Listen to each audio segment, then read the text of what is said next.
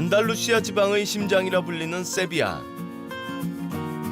15세기 말 콜럼부스가 신대륙을 발견하면서 항구 도시였던 세비야는 아메리카 무역의 전진 기지로서 전성기를 누렸습니다. 이후 마젤란의 세계 일주로 황금 시대를 구가한 스페인의 영광이 머물렀던 곳이죠. 풍성한 역사 위에 경제적 번영이 더해지면서 건축과 예술 등 각 분야에서 세비야 문화가 꽃피었습니다.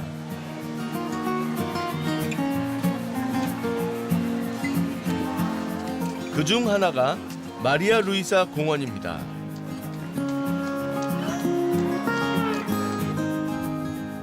스페인에서 가장 아름다운 광장으로 손꼽히는 곳이죠. 세비야의 대표적인 랜드마크 중 하나인 스페인 광장은 언제나 전 세계에서 몰려온 관광객들로 붐빕니다.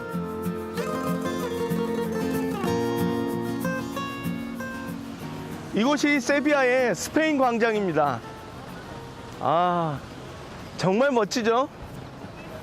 1928년에 그 다음 해에 있을 엑스포를 위해서 만들어졌는데, 사실은 이제 스페인이라고 하는 국가의 역사와 통합 이런 거를 주제로 해서 곳곳에 그런 상징들이 숨겨져 있는 아주 이 세비야의 대표적인 관광 명소입니다. 동시에 스페인이 가장 번영했던 시절의 모습을 기억하는 유서 깊은 곳이죠.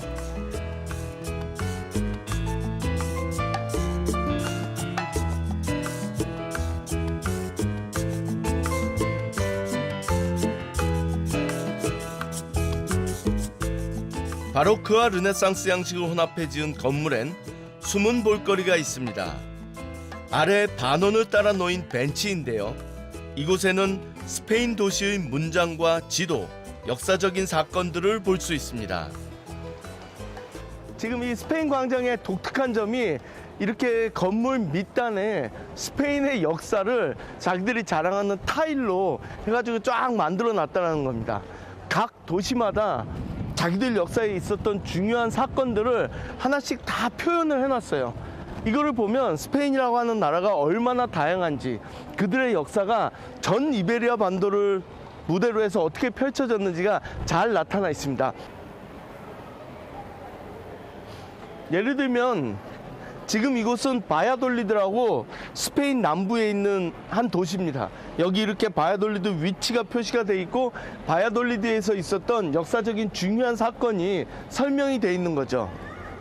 결혼식을 올리고 있습니다. 한 남자와 한 여자가. 이 두 사람이 스페인의 이사벨 여왕 그리고 페르난도 왕입니다. 두 사람의 결혼을 통해서 스페인이라고 하는 나라가 만들어지는 순간을 표현한 거죠.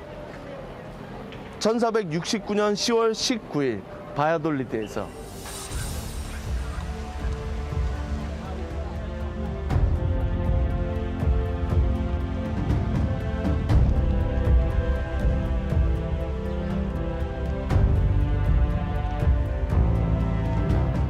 이후 이사벨 여왕과 페르난도 2세는 이슬람 세력의 마지막 보루였던 그라나다를 함락하죠. 1492년입니다. 이로써 레콘키스타를 완성하고 국가 통합을 이룬 이들은 바로 콜럼버스를 후원하면서 대항해 시대의 주춧돌을 마련하게 됩니다. 새로운 시대를 연 것입니다. 대항해 시대와 관련된 명장면이 여기 또 있네요. 바르셀로나.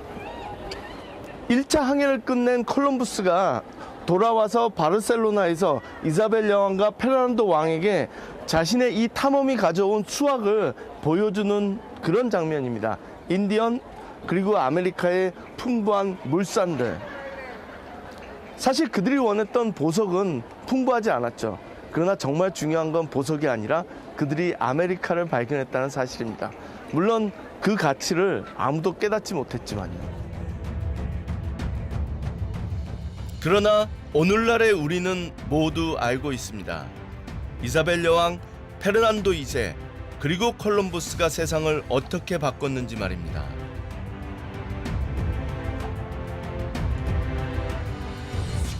이날 이후 이뤄진 구대륙과 신대륙의 만남으로 스페인은 약 200년간 황금 시대를 누리게 되고 인류의 역사는 대전환점을 맞이하게 됩니다.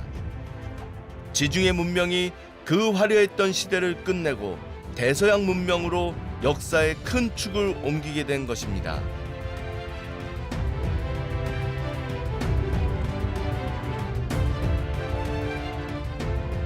콜럼버스의 역사적인 항해가 있은 후 세비야는 신대륙으로 오가는 관문이 됐습니다.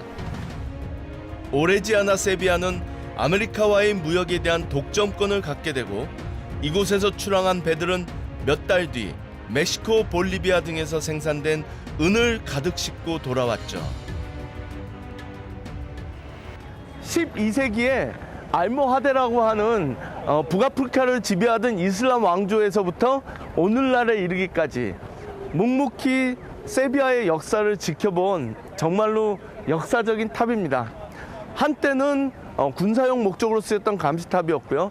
그러나 대항해 시대 때는 정말로 중요한 세관 역할을 했던, 그래서 이 세비야라고 하는 도시가 아메리카와의 무역을 독점하고 있었거든요. 그 200년 동안 어떻게 보면 세금을 걷었던, 말 그대로 황금을 걷어들였던 그런 탑이죠. 매년 대략 60척에서 100척 사이의 선박들이 대서양을 횡단해 이곳으로 오갔습니다.